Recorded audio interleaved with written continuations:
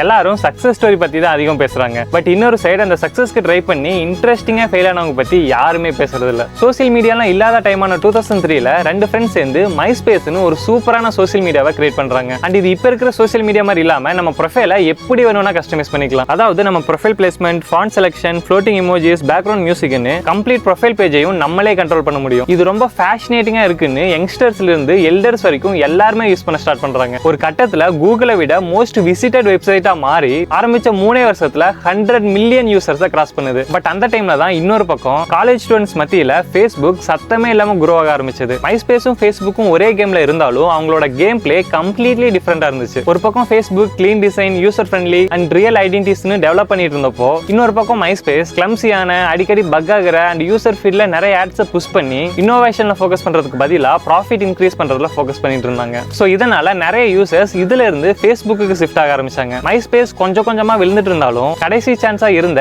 Mobile ரெவல்யூஷனுக்கும் adapt ஆக miss பண்ணதால கொஞ்சம் கொஞ்சமா ஹோல் எம்பையரும் காணாம போயிருச்சு. This story taught me, don't settle in success because someone somewhere building it better than you.